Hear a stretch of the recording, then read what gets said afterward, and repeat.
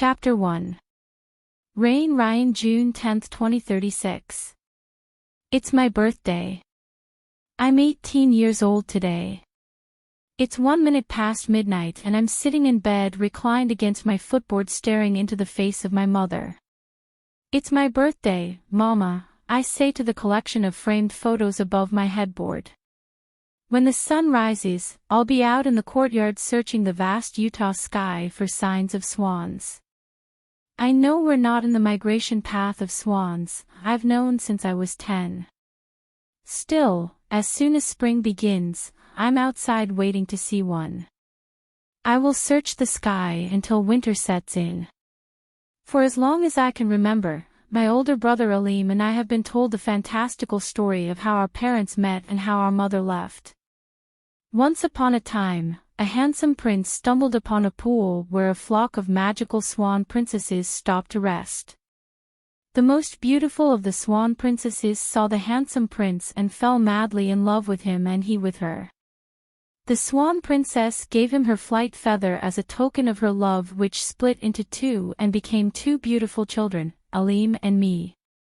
The prince and the princess were happy together for many years until one day nature called. The swan princess tried to resist, but she'd grown too cold and weak because Utah was no place for swans. When her flock made its way back over Utah, she turned into a beautiful swan once more and took off with her kind. My brother and I were told that lie for far too long, and either out of hope or willful ignorance, I still find myself believing it.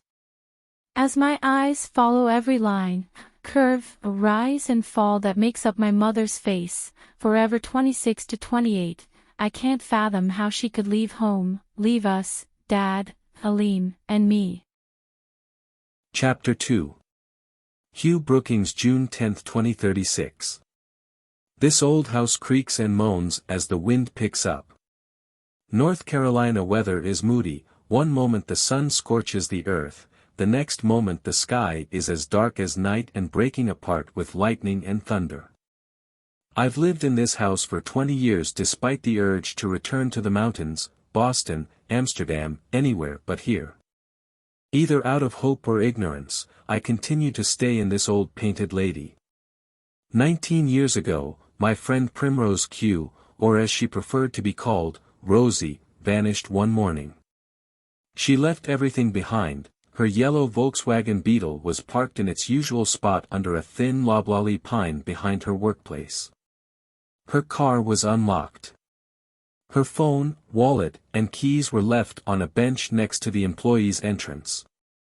The day Rosie disappeared, it became apparent she had not been exaggerating. She had no one else but me. We were more than best friends, we were family. I filed the missing persons report. I harassed the missing persons liaison every year for updates on Rosie's case. I stayed put in case Rosie returned one day or in case law enforcement had news.